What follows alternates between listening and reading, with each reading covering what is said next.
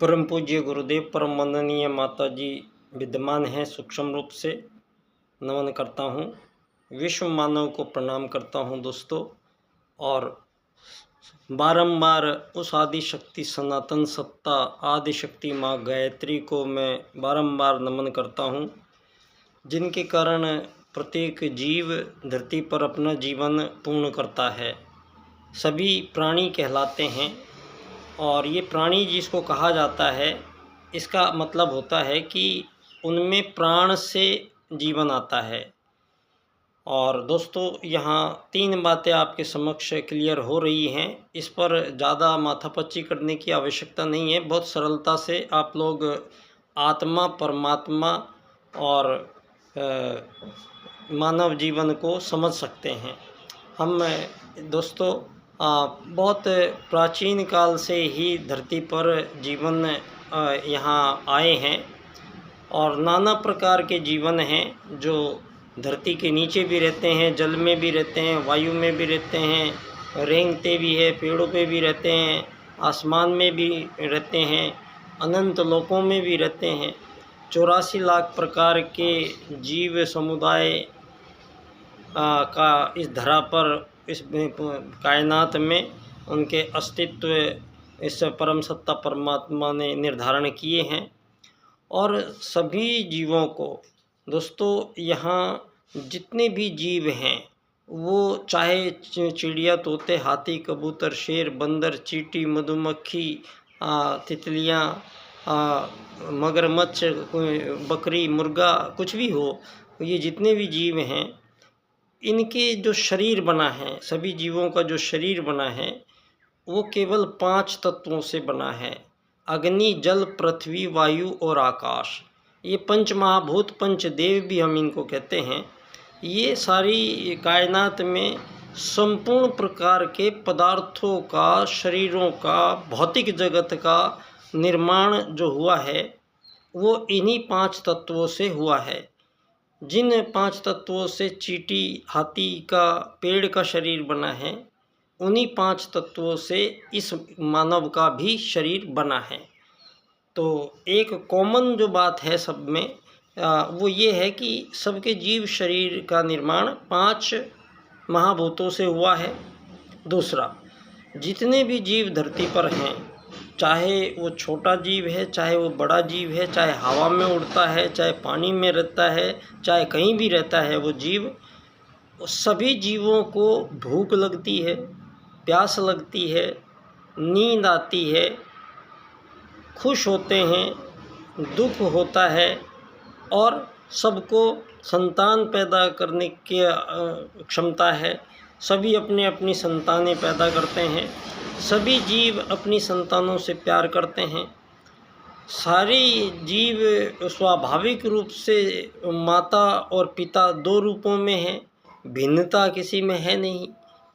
तो यहाँ दूसरी बात जो क्लियर होती है कि वो सारे जीवों में समान क्रियाएं होती हैं, और अंत में सब मृत्यु को प्राप्त होते हैं। दूसरी बात, अब बात आई, ये जो शरीर बना है, ये अलग अलग शरीर बने हैं, लेकिन किसी भी जीव शरीर में ऐसा कोई अंतः अंग अवयव नहीं पाया जाता जो प्राणों को धारण करता है, प्राणों को रिसीव करता है, अपनी बॉडी में उनको बुलाता है, प्राणों को अंदर खींचता है। ऐसा कोई अंग प्रत्यंग किसी भी जीव शरीर में नहीं पाया जाता।